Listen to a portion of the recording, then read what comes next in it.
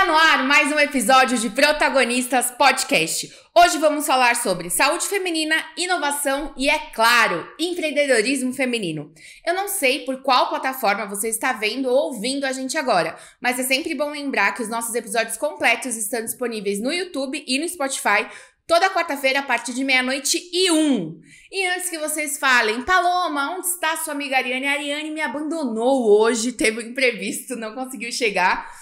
Então, vocês vão ter que se satisfazer comigo e com a nossa entrevistada, que é assim, gente, ela é médica, ela é empresária e ela é dona de startup.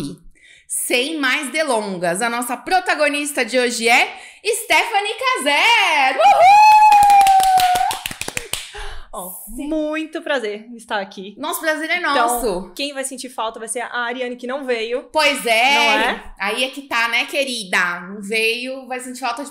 Ela ia amar fazer essa entrevista, eu tenho certeza. Ela adora uma inovação, a Ariane. Então a gente ia conversar muita coisa. Vamos conversar bastante. Mais muita coisa. E é engraçado porque em 2 anos, quase 2 anos e meio de podcast, a gente já tinha entrevistado uma ginecologista, mas a gente focou muito na história pessoal dela de câncer de mama. Ok. Que agora eu esqueci o nome dela, mas uma maravilhosa.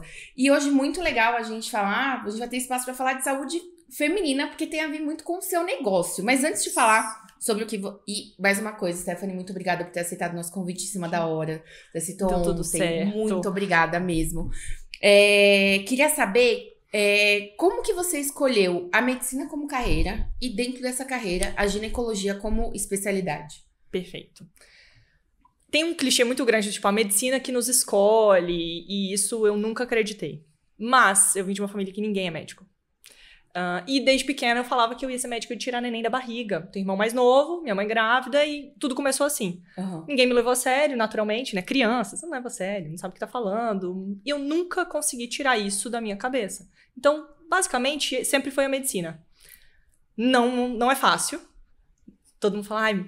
É um sonho. Não é um sonho, é difícil, é puxado, é intenso. Sempre gostei muito de trabalhar, então, mesmo estudando, trabalhava. Você chegou a trabalhar com alguma coisa antes de ser médica? Durante a faculdade. Que legal! Sim. Então, eu ajudava. Desde começar a ajudar... Não sei se aqui tinha muitas coisas. Eu sou do Espírito Santo, tá, gente? Então, lá... beijo pra nossa audiência capixaba! Lá, a gente arruma trabalho onde tem. Eu tinha colegas que trabalhavam verão, né? Trabalho de verão. Tipo shopping, tipo comércio, shopping, exatamente. Eu lembro que, tipo, uma época que isso era tão que dava briga pra quem ia trabalhar onde, sério, sabe? Menina? Mas isso é muito legal, porque você vê que, cara, você começa. Sim. Né? Você começa. Então, vários colegas da faculdade faziam isso, tinham esse trabalho.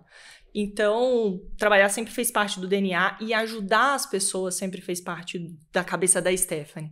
Então, acho que a inovação, ela não nasce no momento que a gente cria alguma coisa. Vem antes de deixar ter essa criatividade da necessidade, de poder você transformar a vida de alguém, não só a sua. Acho que isso é inovar também, né? A gente já falou com outras médicas aqui, e que eu lembro de cabeça na entrevista da Andressa Sarac e da Aline Zacarias, a gente falou muito do processo do vestibular. Sim. Que foi demorado, elas tiveram que estudar, elas não entraram de primeira. Também tiveram que fazer não entrei de primeira. Foi seu caso também. Mesma coisa, foi acho que 1 ano e meio, 2 anos. E muito dolorido, porque são os primeiros nãos que você recebe na vida, né? Então, o cursinho é o primeiro não. Você chega lá e fala, nossa, de novo, eu vou estudar essa mesma matéria. E você tem que inovar da forma que você está estudando. Você tem que entender onde foi que você errou. Você tem que ter consistência, repetição, é exaustivo. Sim, mentalmente abala muito. Mas da mesma forma, você sabe que aquilo pode se repetir. Não é que vai, né? Mas pode se repetir na residência. Porque medicina são funis, né? Então, assim, você tem o primeiro funil, que é passar na prova do vestibular. Depois tem outro funil, que é a residência. Outro funil, que é subespecialidade. Outro funil, que é fazer uma pós-graduação, mestrado, doutorado, enfim. Você pode criar e ampliar muito. Então, e cada vez são menos vagas e maior concorrência.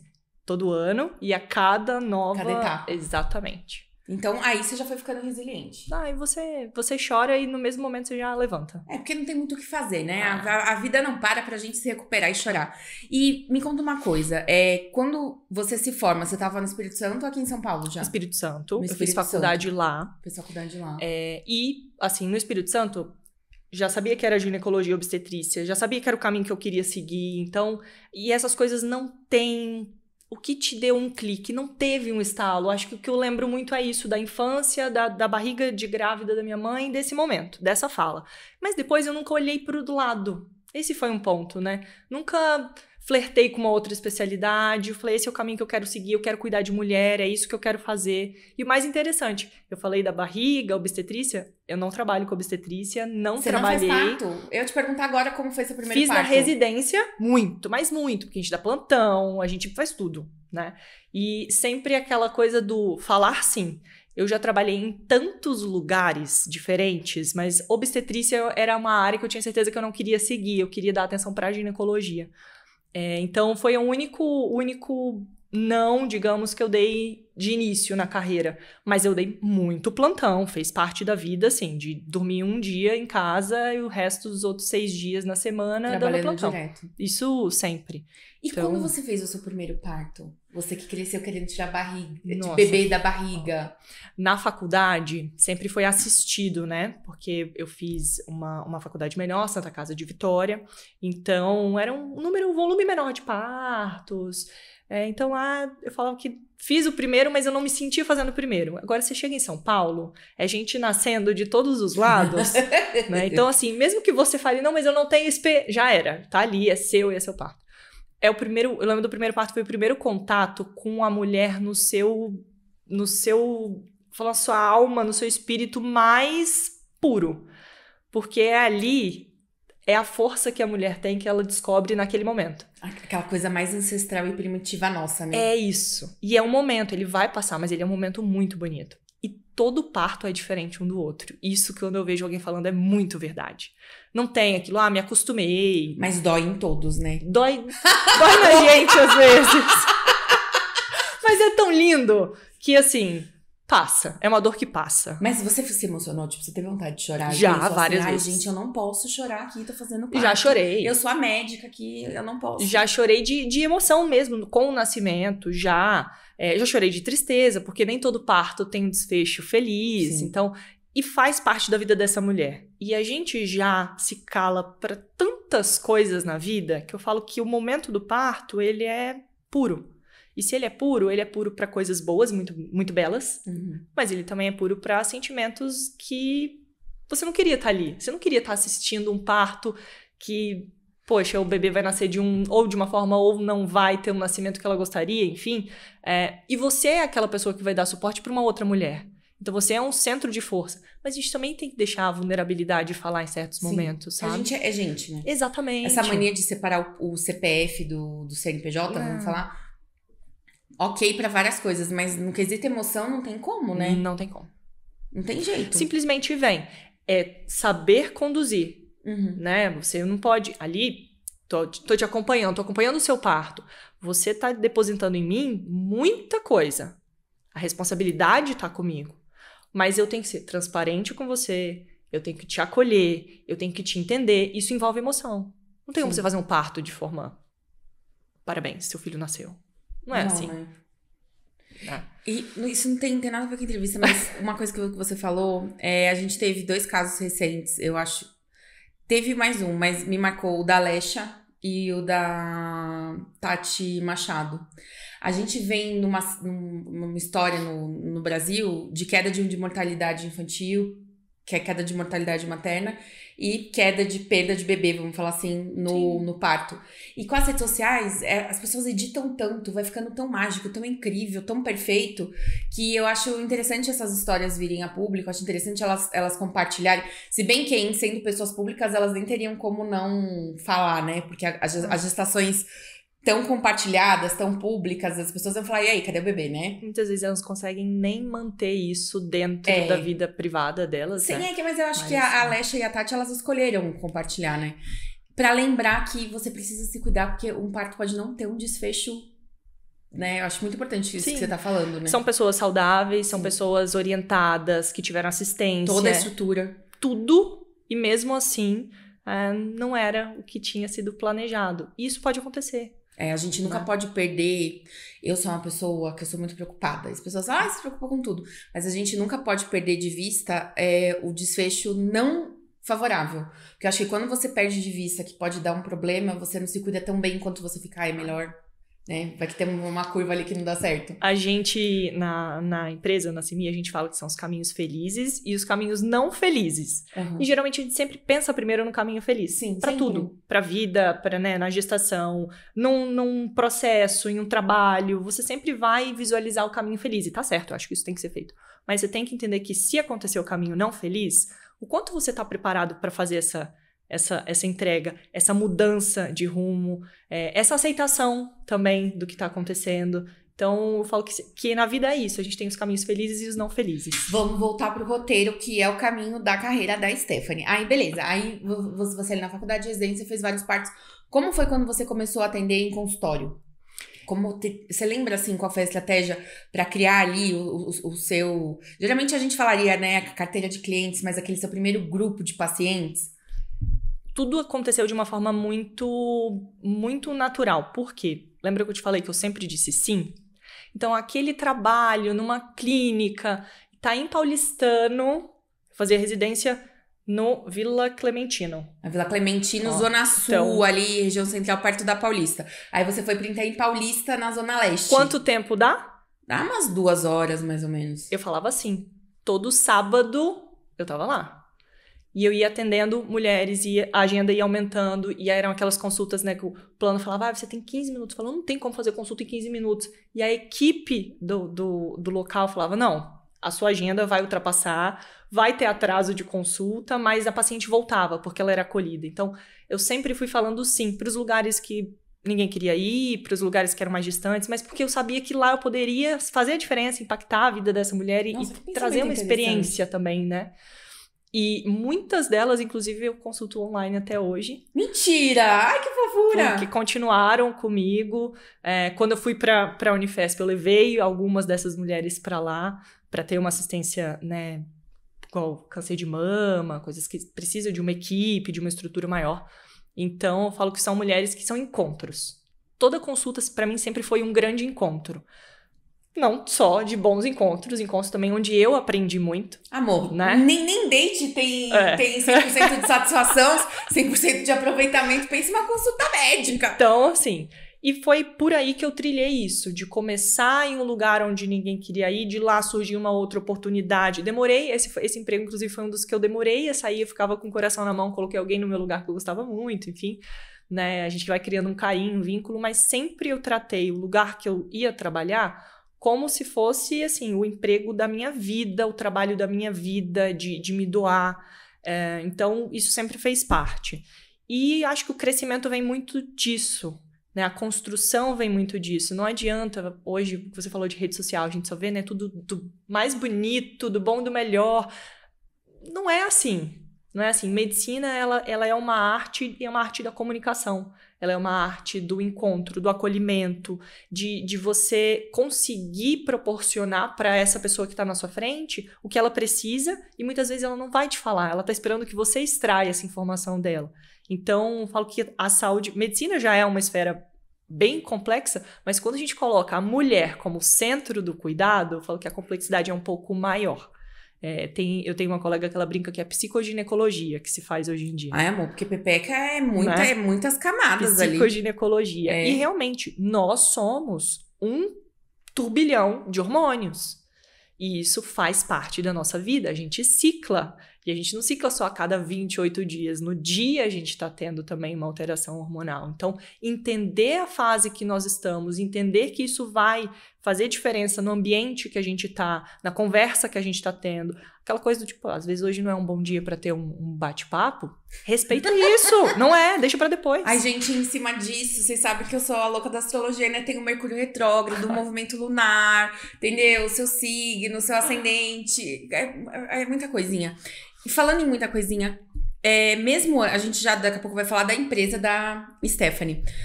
Mas você você era uma médica, você acabou de falar da Unifesp. Então você não era só uma médica de consultório, vamos dizer assim. Você ainda era vinculada. Eu sempre trabalhei privado e público. Privado e público. Sempre. Mas você participava de pesquisa, você entregava um trabalho acadêmico. A gente deu uma pesquisada. Vocês deram uma pesquisada. Lá. Como tem um emprego privado, um emprego público e ainda desenvolve carreira acadêmica. Eu não sei se vocês sabem, mas assim, escrever um artigo científico, que às vezes você vai lá no Google, pede pro ChatGPT resumir pra você, a pessoa ali, ela faz uma pesquisa, aquilo demanda tempo. Eu queria saber como que você, e aí você ainda colocou a sua empresa em cima, que a gente já vai entrar nisso. Mas como que você faz pra gerenciar seu tempo, Stephanie? É uma pergunta muito boa, porque assim, sempre alguma coisa fica de lado, tá? Não é perfeito. Não é durmo bem, como bem, me alimento, né, bem, faço atividade física, vida social maravilhosa, trabalho... Não é assim. São altos e baixos. Todo dia, algum ponto da nossa vida fica de lado um pouco. Todo dia um pratinho cai. Todo dia um pratinho cai. E tudo bem, porque aí no dia seguinte a gente pega esse pratinho, né? Então, acho que ter isso muito claro e entender que eu não consigo ter controle de tudo foi importante. É importante, porque eu confesso que esse aprendizado todo dia acontece cada vez mais. Igual vir pra cá e o trânsito, e sofrer e entender que não podemos fazer nada. Não tem um helicóptero, tá tudo bem. Então, esse aprendizado foi importante. E a construção, da mesma forma que eu falei que tudo foi sim, chega um momento em que você precisa aprender a falar o não. E é aí que as coisas começam a ter mais equilíbrio. Hoje, quem me assiste, quem me conhece há muitos anos, fala, hoje a Stephanie tá num momento de amadurecimento. Porque quando eu cheguei em São Paulo, era o momento do sim, então era o momento de fazer tudo. Era sempre correndo. Sempre correndo. Então, ali era zero equilíbrio. Né? Ali era sim pra tudo, sim pra pesquisa, sim pra trabalho, sim pra não dormir, sim pra tudo. Hoje não. Então, a partir desse momento foi a construção. Então, saí da residência, a residência ela veio no final da residência. Já estava trabalhando consultório, dava o plantão, mas eu tinha planejado já pra minha vida que quando eu terminasse a residência eu não queria mais trabalhar com plantão. Eu gostaria de ter mais tempo pra desenvolver outras coisas. Né? Que pra quem tá acompanhando a gente, fazer só as consultas agendadas, vamos dizer assim. Isso. Não trabalhar na emergência. Isso, Tá. Não trabalhar na emergência. Tem um lado bom, tem um lado ruim, tem a estabilidade, né? Mas eu sempre gostei de desafios e de me tirar da zona de conforto. Tá. Eu acho que existem formas e formas. A gente não precisa também se jogar na vida, né? Você pode... tô em 3 empregos. Tudo bem, vou pra 2... E deixa eu ver qual é a próxima porta que vai abrir. Tá. Então, não dá pra abraçar o mundo, né? E foi esse momento de transição, foi quando eu já tinha planejado que eu não ia dar mais plantão. Foi no final da residência, veio a pandemia no final da residência. E ali, todo aquele conceito do tipo... ter o seu consultório, a sua clínica, nunca foi muito a minha pegada, mas passa na sua cabeça. Passou a fazer sentido. E aí, quando veio a pandemia, eu falei, tudo que a gente conhece... Já era. Acabou, era meu último ano, né, de residência. Eu falei, tudo que a gente sabe foi por água abaixo. Você não tem mais controle de nada, consistência de nada, garantia de nada. Muitos lugares fecharam. Muitas pessoas ficaram em casa e sem assistência. Então, foi onde a cabeça pensou, eu não posso fazer a paciente vir até a mim. Como que eu levo para ela o cuidado? Vamos lá. Então, vamos entrar lá. Né? E se você está assistindo o Protagonistas Podcast até aqui, não deixe de fazer a sua inscrição se você estiver no YouTube e não deixe de seguir o programa se você estiver no Spotify. Dá joinha, encaminha, compartilha. Cada interação é muito importante para o algoritmo dessas plataformas entenderem que nosso conteúdo é o quê? Lindo, maravilhoso, cheiroso e entregar para outras mulheres. Não seja egoísta, querida. Ajuda a gente a crescer, tá bom? Vamos lá. Aí, beleza. Aí você teve essa ideia de inovação, como eu posso ajudar essas mulheres. Mas eu não sabia ainda qual era o caminho que eu tava seguindo. Não sabia como. Então, né? Vamos falar da sua empresa agora. O que é a CIMI? CIMI que fala? Tá. CIMI. O CIMI é Veja-me, né? Olhe pra você mesma, é o olhar sobre nós. O nome veio daí, veio de uma brincadeira que começou... Sabe quando você começa a rabiscar um papel? Sim. Né? Começou assim, e tudo isso bate, porque nesse período da pandemia, o que a Stephanie foi fazer? A Stephanie foi descobrir um canal chamado LinkedIn, que para médico não é muito comum, porque a Stephanie queria conversar com os médicos de outros países que escrevem os artigos científicos. Então, onde eles estavam? Eles estavam no LinkedIn. Então, a Stephanie fez um perfil no LinkedIn. E aí, um headhunter encontrou a Stephanie e falou, oi, você gostaria de trabalhar em uma empresa de saúde digital? Eu falei, ginecologia digital? Oh, meu consagrado, vou ver o periquito da mulherada como? Eu falei, sim, gostaria. Menor ideia do que estava acontecendo ali naquele momento. Mas falei, gostaria sim. Falei, poxa, aqui eu consigo entregar a consulta para essa mulher. Como que eu vou fazer isso com a ginecologia? Vamos descobrir. E não só descobri, como me apaixonei. E entendi que isso é um caminho que não tem volta, que é o teleatendimento, que é levar a medicina para dentro da casa, né, da paciente. E onde, como a gente falou, a comunicação, né? Então ali, nesse momento, foi onde eu entendi que existia uma outra vertente, que existia um outro caminho, e eu sempre gostei, eu falei, privado e público. Então, qual é o maior problema que a gente tem hoje no público? É a saúde básica, assim. Né? Tem muita gente, eu vejo, às vezes, sai muito jornal falando, olha, filas e filas para cirurgias, etc. Realmente, mas se a gente for lá no básico, essa mulher tá fazendo o Papa Nicolau dela? Não. Essa mulher tá indo na consulta? Ela tá recebendo medicamento? Ela tá fazendo rastreamento? Ela foi no médico em algum momento? A resposta é não. A mulher brasileira, ela não tá fazendo o básico. E vamos abrir um parênteses aí. Eu acho que quando a gente compara homens e mulheres, as mulheres cuidam muito mais da saúde do que os homens. Eu tive um caso triste de uma amiga, a gente era muito próxima na época, o pai dela teve um derrame, e aí ele exigiu cuidados. Filhos adultos, tal, quem cuidava, a mãe. Aí a mãe, ela começou a ter uma dor nas costas, enfim, evoluiu. Quando descobriu-se, ela teve um câncer de mama que não foi rastreado, ele evoluiu, metástase para a costela, e da costela foi para a coluna. Foi onde ela sentiu a dor. E aí a família, poxa, mas de quando esse último Papa Nicolau foi puxar? Foi de meses antes do pai ter o AVC. Então, e ela acabou falecendo, infelizmente, antes do marido. Porque os homens, eles são cuidados. A mulher fica ali. Não, vai. Em que médico você quer ir? Eu marco, eu vou e tal. E a mulher, ninguém cuida dela, cara. A mulher, ela é... Quando a gente fala em saúde, a mulher, ela... 97% das mulheres brasileiras tomam a atitude, a ação para a saúde dentro de casa, para a família. Então, as decisões são tomadas por ela. Filhos, marido ou esposa, né? Enfim. Pais. Às vezes, tios. Então, foge muito. A mulher é o centro do cuidado. E 87% das brasileiras falaram que sim, que super topariam tomar decisões digitais em saúde, porque isso ajudaria elas. Aceleraria o processo. Tempo, exatamente. Acesso. Você tira alguns bloqueios, né? E não só acesso geográfico, mas acesso também ao serviço. Então, imagina que ela, né, a mulher, ela tá cuidando da família, cuidando da saúde da família, cuidando da casa, da carreira. A última coisa que ela olha é pra ela mesma. A não ser que dê um problema. E a gente não quer que isso aconteça. Não quer que isso aconteça. É o contrário. Então, a CIMI vem desse olhar da prevenção. Tá. Então, quando eu fui trabalhar nessa empresa de teleconsulta, eu conheci meu sócio, que é ginecologista. Ele é ginecologista de uma geração, ele é mais velho do que eu, então ele é de outra geração. E a gente começou a ver que os problemas eram os mesmos. Seguiam os desafios eram os mesmos. Seguiam. E como? Então, a gente começou a conversar com um ex-diretor do INCA, que fez o rastreamento em 1900 e bolinha. Ele falou, nossa, mas... continua a mesma coisa. Então, a CIMI veio dessa conversa com ele. Falei, sabia que a gente poderia fazer isso? Ele sabia que existe um autocoletor? Falei, então, peraí. Então, vamos lá, vamos explicar para quem tá acompanhando a gente. O que é o rastreamento?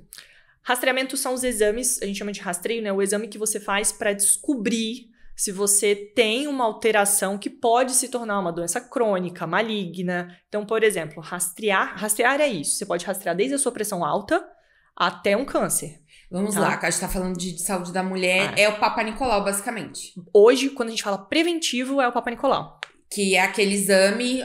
quem acompanha sabe, né, gente? Que você fica pelada na frente de um monte de gente. Te dão um avental, fazem você colocar a perna pra cima e você age... Nossa, que dia lindo hoje, os passarinhos estão cantando. Aquela situação constrangedora. Botam um espéculo, né? Um espéculo, tem gente que chama de bico de papagaio. Um bico de papagaio. Abre. Abre o máximo que for possível. Você fala assim, nossa, tá enchendo um balão de gazélio. O que tá acontecendo aqui de tanto que abre? Depois que abre... Enfim, um bagulho que te cutuca, cara. Roda.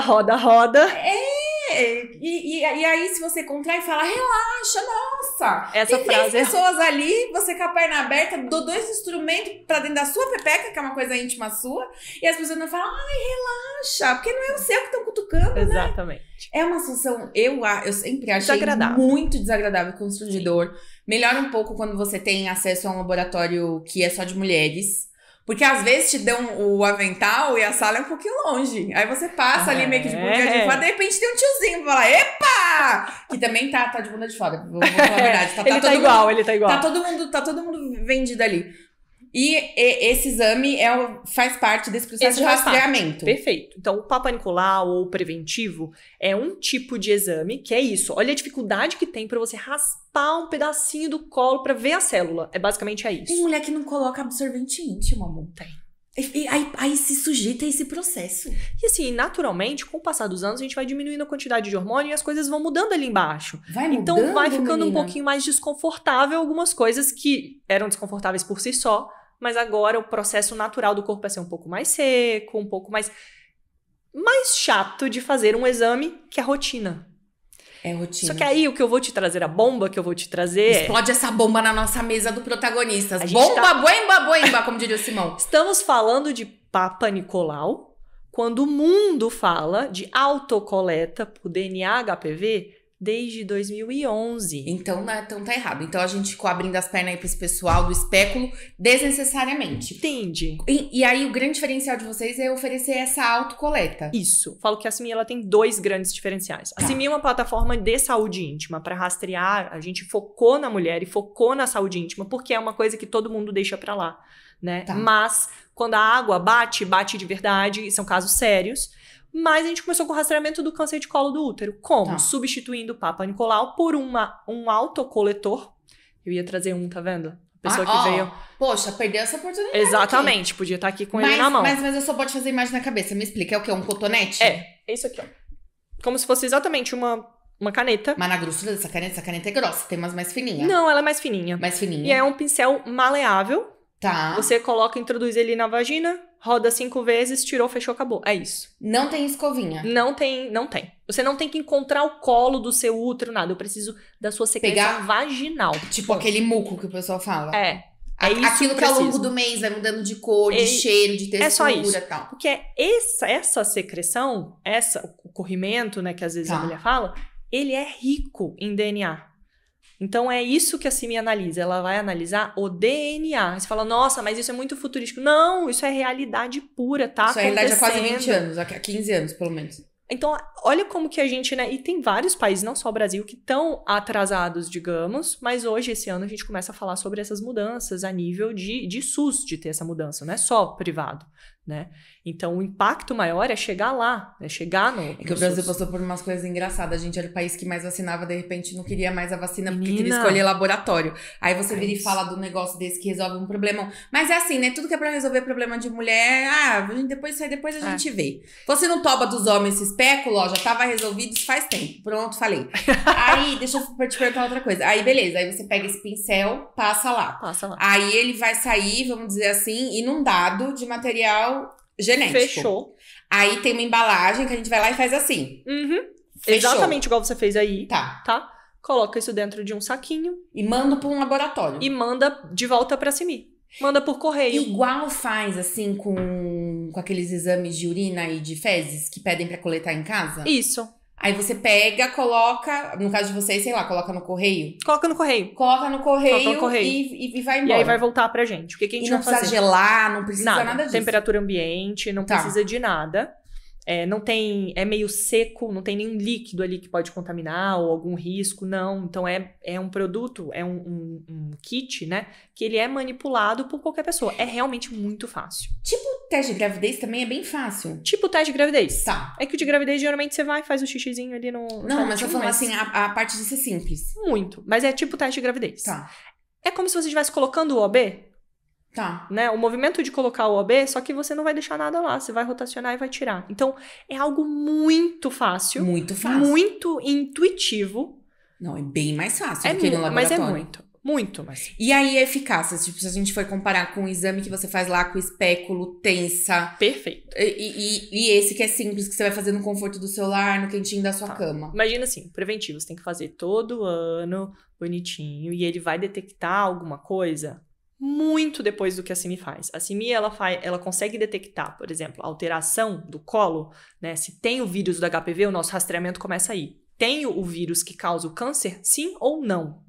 Não tem por que você fazer um Papa Nicolau, não posso nada disso, entende? Quanto custa?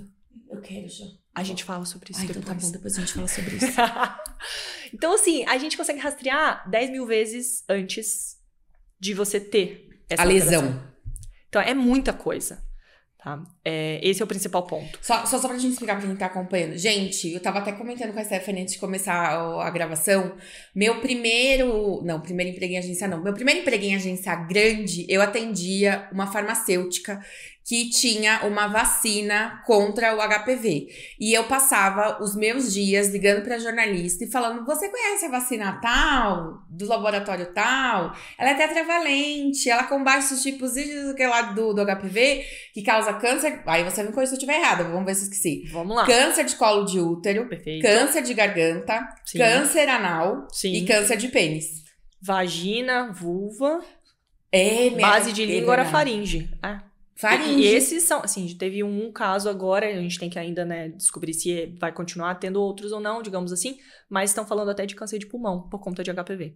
Então... Mentira, menina. Então, vocês não me perguntem como o negócio chega no pulmão das pessoas, fica pela imaginação de vocês. Porque o HPV é um vírus sexualmente transmissível.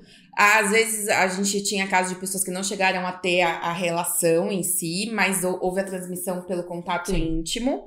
E o que acontece? Ele entra em contato com essas células do nosso corpo e ele vai modificando essas células até que elas viram câncer. Então, assim, entre a infecção até virar um câncer, tem casos que demora 10 anos. Sim. Ele é uma doença, é o que a gente estava falando, né? É uma doença prevenível. Ou seja, você consegue prevenir e não ter esse câncer, vacinação, uso de preservativo.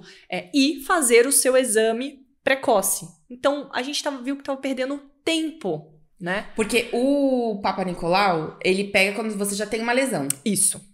E o seu exame é quando tem células alteradas ali. Faz tipo um exame de DNA das células. Exatamente. Entendi. Então, ali eu consigo entender se você tem o vírus ou não e se esse vírus está persistindo ou não e qual é o tipo. Porque isso é uma coisa que confunde muito. E às vezes, a gente vê até profissional de saúde falando uma informação... Bobagem. Com muita frequência, né? É raro, mas acontece sempre. A gente tem mais de 200 tipos de HPV. Todos eles causam câncer de colo? Não. Quantos causam? Tem 14 tipos Mentira. que causam 99% dos casos de câncer. E já tem vacina para os 14 tipos? Para 9. Mas a gente tá chegando lá. Não, mas 9 já é bastante coisa. Porque Pra 9. a época que eu tô falando é 2011. A melhor, a mais avançada era essa, né? Que era tetravalente. Nunca me esqueço. Então, eu falava, gente, de pepeca infectada o dia inteirinho. Depois que a pessoa fica estressada, ninguém sabe por quê. E aí, então vocês, essa é a principal ferramenta de rastreio de vocês? Tem alguma outra inovadora nesse grau? Tem, porque com esse kit, um ponto muito importante, tá? O que a gente entendeu? Você me acabou de trazer o exemplo, né? Ligava e falava para as pessoas para tentar convencer. A CIMI faz contato direto com a mulher. Então, você recebe o seu relatório de saúde e sabe quando a gente faz um monte de exame e não entende o resultado de nenhum deles? Aí jogar no Google fica desesperado. Exatamente. O objetivo é acolhimento. Porque a gente já vivenciou casos, você também conhece, da paciente, da mulher receber e surtar. Surtar? Porque assim... Esse resultado aqui, o que eu faço com ele, aonde eu vou, não tem consulta. Então, é uma sensação, a gente estava falando da sensação boa, né, do parto, essa é uma sensação horrível que nenhuma mulher merece passar. Que é você receber uma notícia ruim, não entender totalmente e perder o chão. Né? Então, os caminhos não felizes também precisam de acolhimento. E às vezes nem sempre é uma notícia tão ruim. É que você não sabe, aí você fica desesperado. Perfeito. E o que acontece? Eu vou fazer uma crítica aqui. Nada contra ninguém em especial. Mas, quando você tem um convênio, um plano de saúde, que você paga coparticipação, às vezes você até atrasa o seu retorno no médico, que você fala assim, putz, será que vai cair tudo na mesma fatura? Então, eu vou atrasar. Mas aí você fez o exame, aí você pega o exame. Aí, fala, não, vou falar com o médico. Aí o médico que atende em plano, cara, ele só tem agenda pra dar ali 40, 60 dias. E você vai ficar se abanando ali? Ah, não, aí você vai e joga no chat GPT. Se profissional da saúde, que é profissional da saúde, não sabe, pensa o chat GPT. Ele é ótimo para algumas coisas, mas para saúde...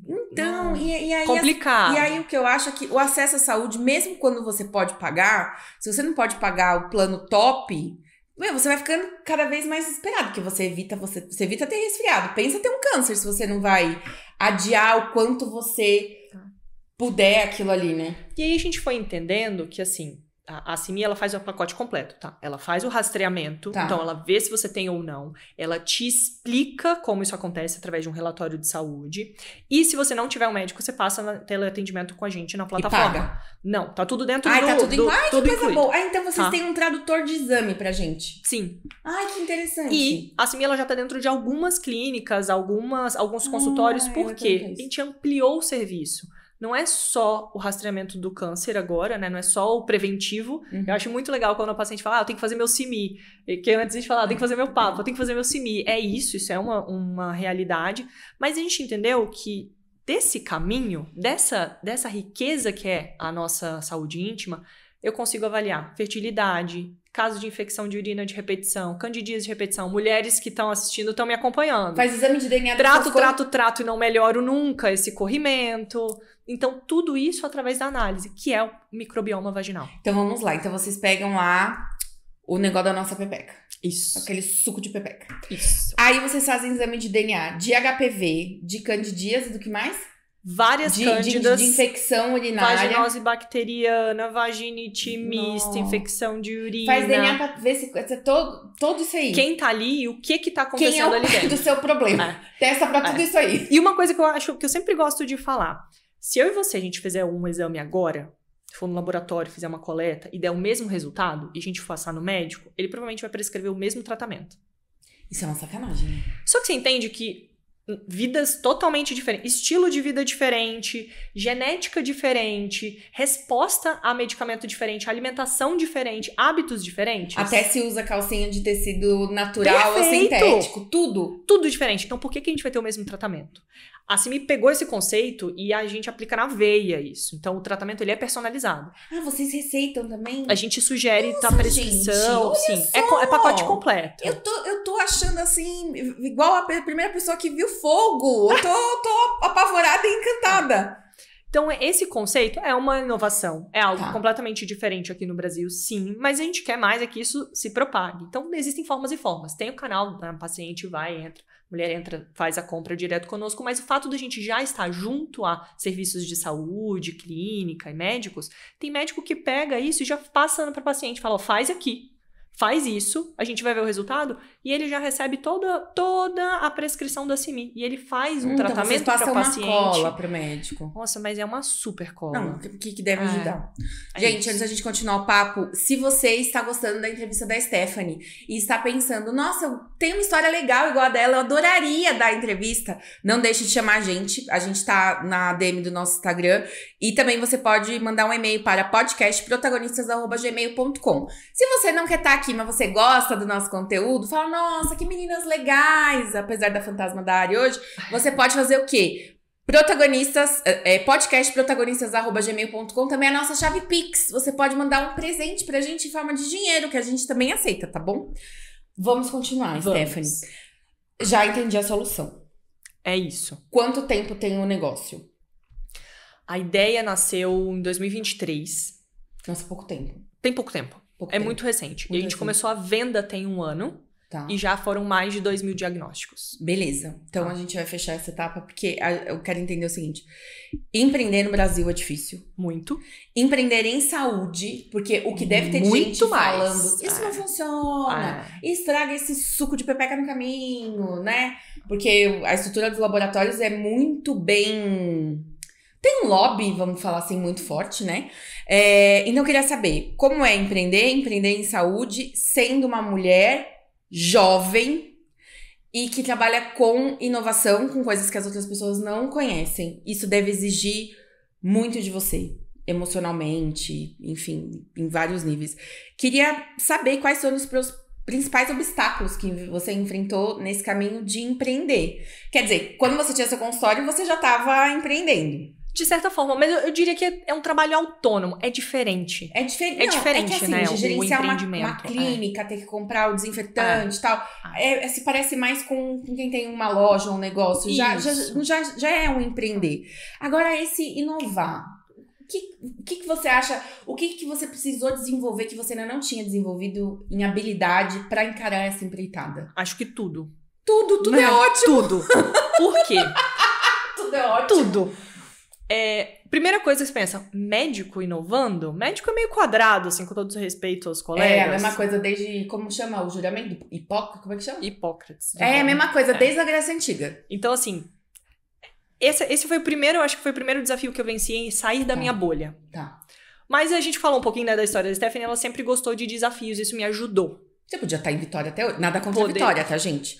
Mas o que eu tô falando é assim, às vezes tem pessoas que não saem do ninho e passam a vida sem descobrir que sabem voar. Sim, né? Lindo o que você falou, porque é realmente isso, né? E aí a gente começa a explorar sem o medo de falhar. Porque se você tiver medo de falhar, você não sai do lugar. Não é que a Stephanie nunca teve... a Stephanie tá dando... Tem gente que fala, nossa, sorte, deu certo. Não, todo dia é uma vitória. Trabalhou, tudo que você falou das mãozinhas ali continua existindo. Eu continuo sendo uma mulher jovem empreendendo em saúde no Brasil, num mercado que é bem complicado. Isso continua acontecendo todos os dias. Mas todos os dias é sair de casa, é batalhar, é se juntar a outras mulheres, é entender quem pode agregar para a CIMI, como a CIMI pode impactar e agregar na vida, né? Desde parcerias profissionais a construções intelectuais, né? Às vezes tem gente que fala assim, não, só vou conversar se for para fazer uma venda. Não, muito pelo contrário. A CIMI nasceu de um estudo científico da Unifesp, que foi o meu mestrado.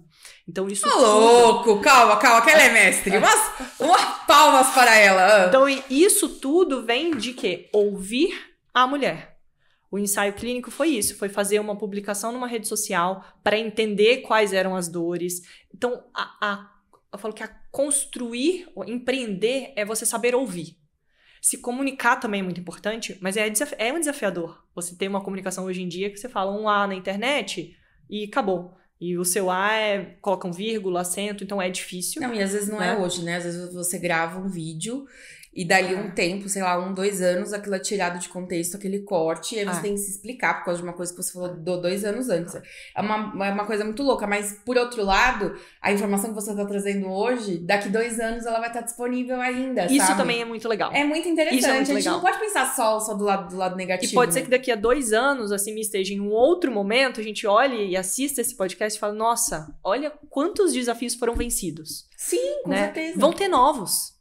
Sempre vão ter novos desafios. Não, ou você pode mirar em outro... Não sei se tem como, né? Fazer alguma coisa relacionada ao câncer de mama, que é um do...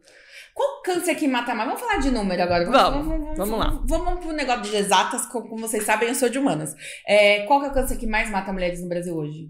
A gente sempre exclui o câncer de pele, porque pele é um órgão, pra quem não sabe, e ele é o que mais mata. Ele é o que mais mata ou ele é o que é mais recorrente? Ele é o mais frequente e também ele é o principal, assim, Sério? que a gente tem. Muita gente Agora, mama vem antes do câncer de colo do útero, quando a gente fala de mulheres, em termos de morte.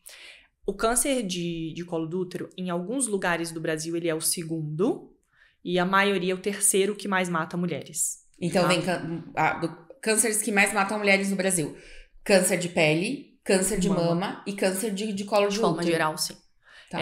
Qual a diferença entre o câncer de colo do útero para esses que nós estamos falando?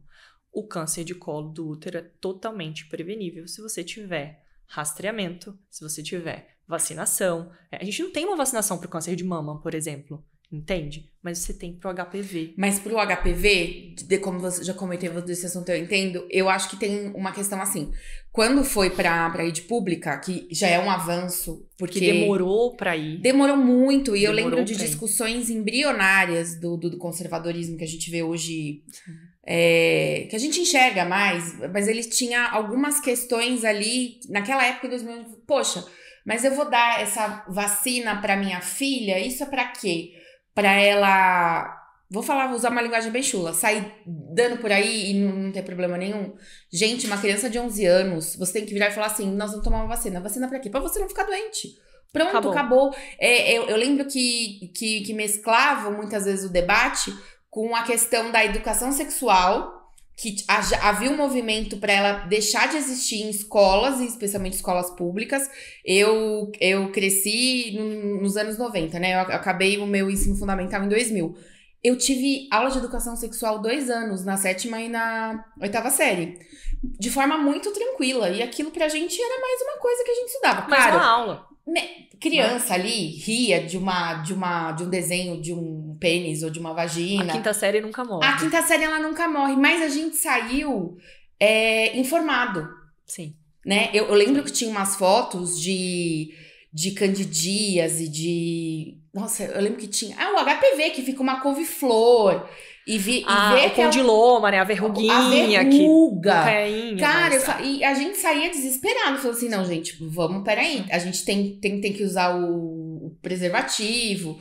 Tem que se cuidar de todas as formas possíveis. E aí, essa questão de, eu não quero que alguém na escola fale de sexo com meu filho. Primeiro, você na sua casa, você tá preparado pra falar de sexo? Esse é um ponto importante. Você tá preparado pra falar de saúde? E o mais importante, você está disposto a ter essa conversa dentro da sua casa? Porque aí, se você não está disposto a ter a conversa dentro da sua casa e também não quer que ninguém tenha na escola, qual que é o produto? Sua filha tá vendida. E você tocou num ponto-chave, né? Educação continuada. Exato. Né? E a educação continuada, como você falou, você viu fotos de coisas... Eu fiquei apavorada. A gente tá vivendo um mundo onde tem muita mulher que nunca se olhou. Não sabe como é lá embaixo. Então, assim, a educação tem que vir primeiro também do entendimento do autoconhecimento e da autonomia sobre os nossos corpos. Porque, assim, se você não se conhece, como que você se cuida? Esse é o ponto. E se ninguém E vamos supor, eu sou muito tímida, eu não quero olhar, eu tenho vergonha, por questões religiosas, etc., seja lá o que for. Mas alguém precisa te explicar que de uma relação sexual você pode ter um vírus que pode virar um câncer. Informação faz toda a diferença. Você não tem informação, você se arrisca muito mais. Você tá mais, vendido. Né? É o que eu falo, né? Assim, eu sempre brinco que a ignorância é uma bênção. Não em todos os casos. Não em todos os casos. Perfeito. E aí, quando foi pro SUS essa vacina, é dos 9 aos 13. E aí, depois eles ampliaram pra 14. Pra 14. E agora mudaram. Mas mudaram muita coisa. E aí, tem um ponto que tem gente que fala que é bom, tem gente que fala que é ruim. Que é o quê? Essa mudança de uma dose até 19 anos. Então, porque antes eram 2 doses. Mas não precisa de 2 doses? Mudou mesmo. Tem dose única agora? Tem. Mas vamos lá, o que eu quero falar é o seguinte. Vamos supor que esse programa não é recomendado para menores de 18 anos. Vamos supor que você tá falando, poxa, se eu posso ter essa precaução, eu não posso ir no SUS e tomar, porque eu já tenho mais de 13, 14 anos, vou pagar. Cara, é uma vacina que custa mais de R$1.000. Então, outubro... Dois momentos que temos aqui no Brasil que vivemos campanhas. Março Lilás e Outubro Rosa. Março Lilás é um mês de conscientização do câncer de colo do útero no Brasil. Vacina de graça? Algumas campanhas e outras com desconto muito bom. E Outubro Rosa, que seria o mês do câncer de mama, ano passado o Ministério da Saúde falou, não, vai ser mês do câncer de mama e do câncer de colo do útero. Por quê? O câncer de colo do útero está crescendo e aumentando, tanto em casos novos, quanto na persistência. Exatamente. Porque o câncer de colo não é uma doença que, você tem e mata rápido. Não. Você fica debilitada, é uma doença... Ficar rendendo couve-flor um tempão, né? E aí, igual você contou da sua amiga, né? É metástase pra um lado, aí opera. Então, assim, é uma coisa que te desgasta, não é? É uma morte lenta. E fora você contar pros outros, né? Então... Porque eu lembro de uma vez, aquela história, né? De sair de casa às 6 horas da manhã, chegava meia-noite, porque saía, trabalhava pra faculdade, não sei o quê. Peguei uma candidíase. Fiquei desesperada. Minha ginecologista, não, você usa calça jeans todo dia? Eu falei, usa, arruma umas calças mais larguinhas, tal. Que às vezes não dá pra gente fazer. Não, mas assim, eu fiquei desesperada com aquilo ali. Foi uma coisa que resolveu rápido, mas me deu coceira. E eu ficava assim, pensa se eu tivesse aquela couve-flor, que eu tivesse que falar pro meu chefe, ó, à tarde eu vou no médico, vai pra quê? Vou queimar uma couve-flor. Ele ia falar, você arrumou isso aí aonde, menina? Eu tinha esses pensamentos. Olha, mas você vai longe. Eu você já problema. Você olha tudo ao redor. É. Mas, assim, a gente sabe Tá errada. Não, você não tá errada. É porque é um constrangimento. Isso, porque, você não tá assim, errada. a mulher, quando ela aparece com uma doença ginecológica, as pessoas colocam na mesa o comportamento sexual dela e logo a reputação dela. Não, só dela falar, vou faltar ao trabalho hoje porque eu vou no ginecologista. Não, tem que falar que vai ao médico. É que geralmente pergunta, você vai no médico de quê? Tá tudo bem? Mas só de falar, vou no ginecologista, a pessoa já fica com aquela cara tipo, meio... você tá com um problema aí, querida? Qual é o seu problema? Mas por que você vai no ginecologista? Porque a gente tem que ir, pra começar. E outra coisa que eu não posso... Gente, já tá acabando a entrevista. Como eu falo... Ó, isso Karine nem veio, menina. Só eu falando aqui. E aí, beleza. A gente já falou da vacina. Perfeito. Que ela tá inacessível. Se você é pai ou mãe de criança, adolescente, você não precisa se explicar. Só leva pra dar a vacina. Para a criança não ficar doente. Tipo assim, pensa você fazer alguma coisa pra proteger a sua filha ou seu filho de um câncer, gente. Tem gente que fala assim, eu morreria pelo meu filho. Tá, mas o que você tá disposto a fazer pra ele ter uma vida melhor? Eu não vou dar essa Você não vacina. precisa morrer pelo seu filho. Você consegue ajudar em vida. E muito, né? É só não atravancar ali, o negócio tá no SUS. Aí tem a questão do uso de preservativo. A minha geração usou muito, porque a gente cresceu na sombra da AIDS e daqueles livros de, né, partes íntimas ali com doença, né, sexualmente transmissível. Aí a geração seguinte já não cresceu assim. Não. Como que tá o uso de preservativo? Cada vez menos. Cada vez menos. Olha tanto só. homens e mulheres. Por quê? Porque a gente tem preservativo feminino, ele não é tão confortável quanto o masculino. Eu sei que vão ter piadinhas tipo, quem disse que o masculino é confortável.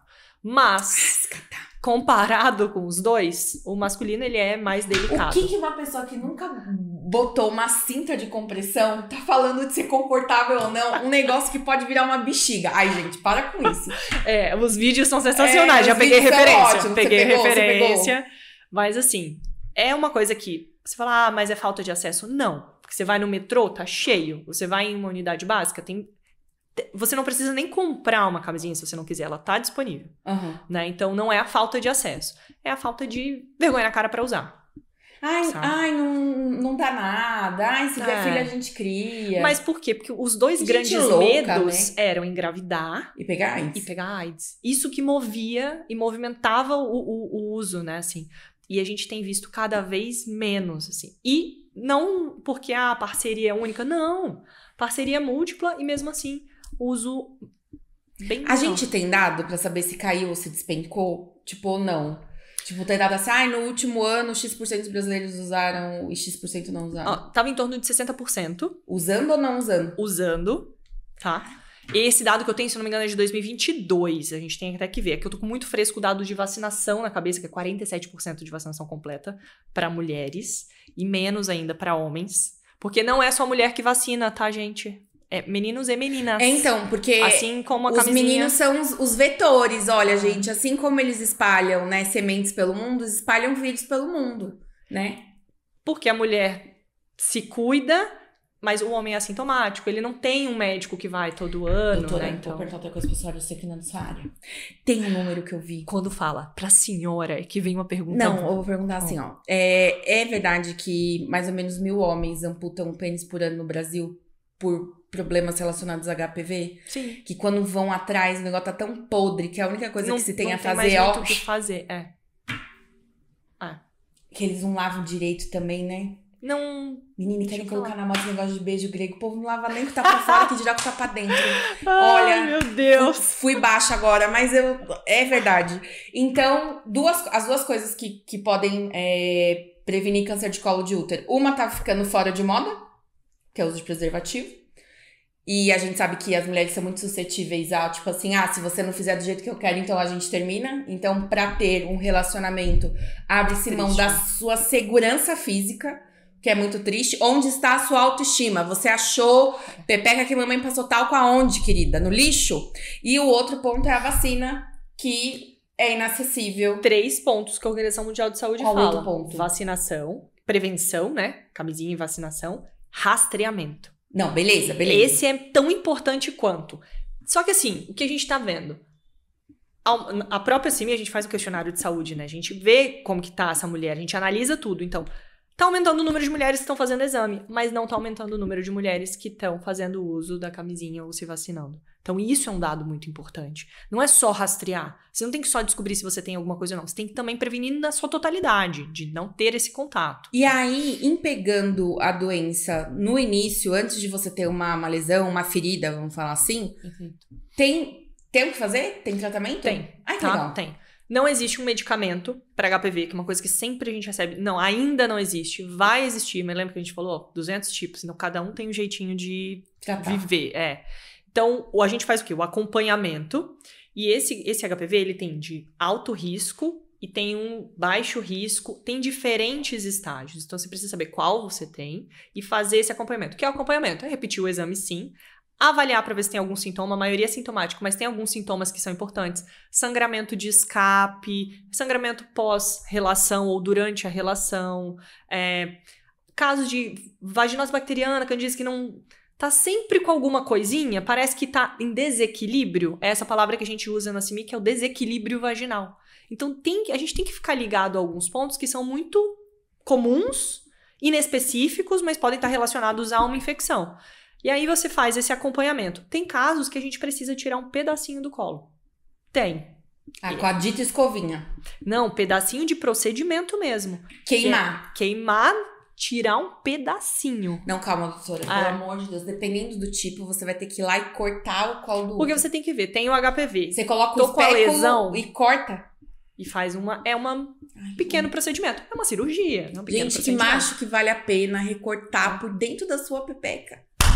Fala pra mim. Pensa você aí, coloca nos comentários. Reflita. Alguém merece isso?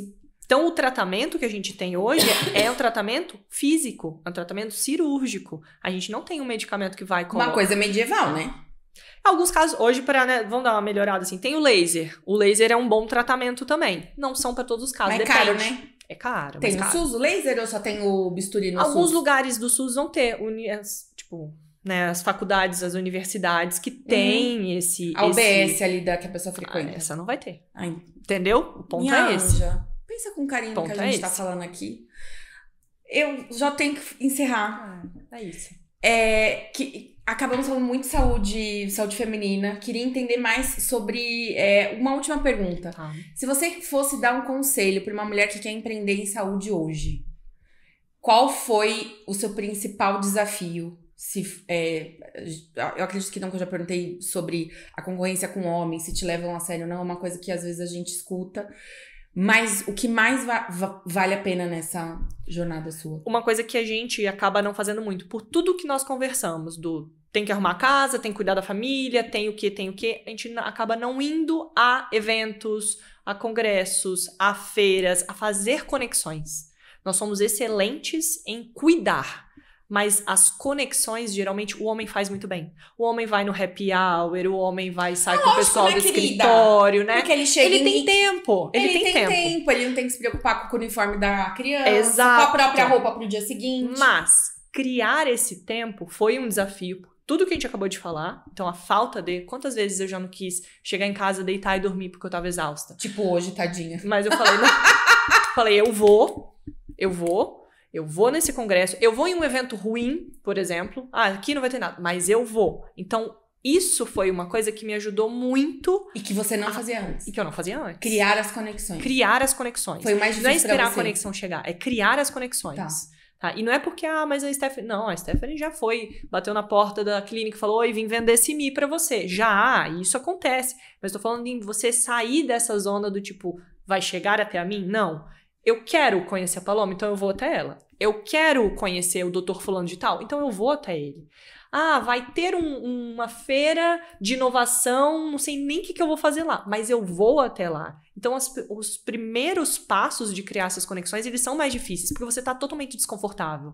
Você não conhece ninguém, você não conhece nada, mas você vai conhecendo. Eu acho que criar conexões, né, de forma geral, que as pessoas chamam de networking, que é um nome bonitinho, né? Fazer contato. Fazer contato. Isso foi uma coisa que não era o meu hábito.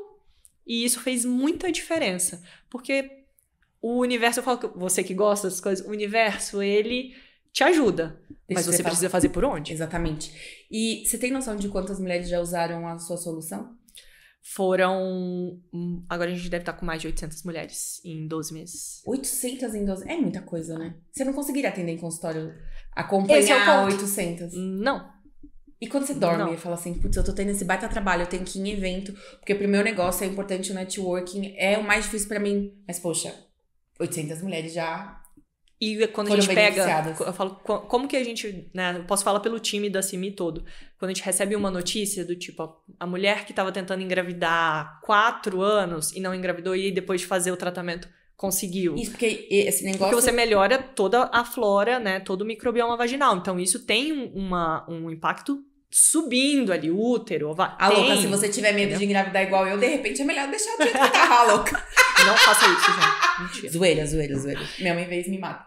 E pacientes que falaram, olha, eu tinha um Papa Nicolau. Isso já aconteceram 4 mulheres que marcaram muito a gente já, porque as 4 pessoas que tinham orientação, acesso, tudo isso, Papa Nicolau normal a vida inteira.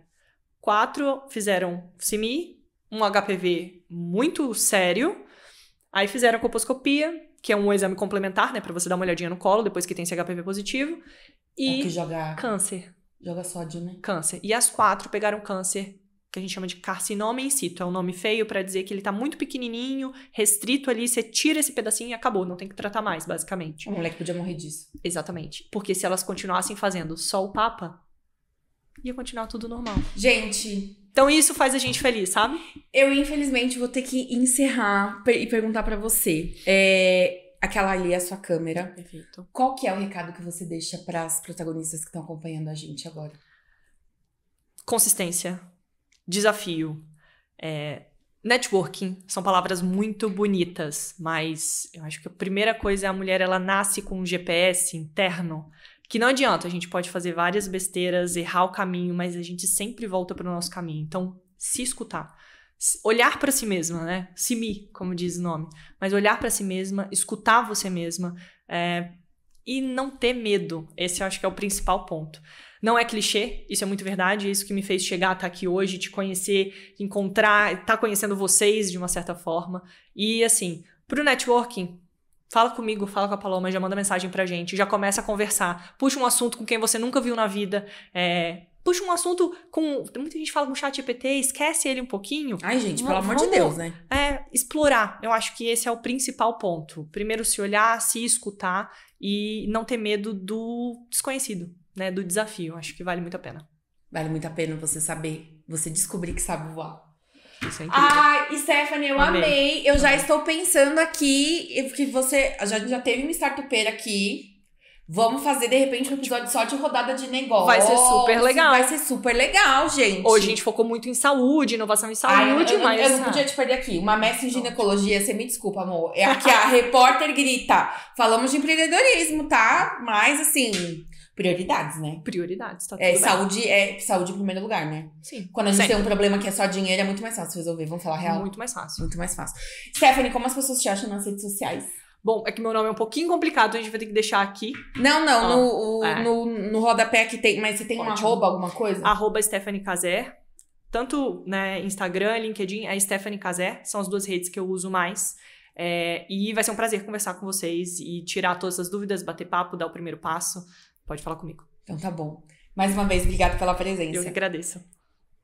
E aí, essa parte que a gente faz é a Ari. Tem um texto que eu esqueci de trazer aqui. Então, se sair errado, Rafa, não fica bravo.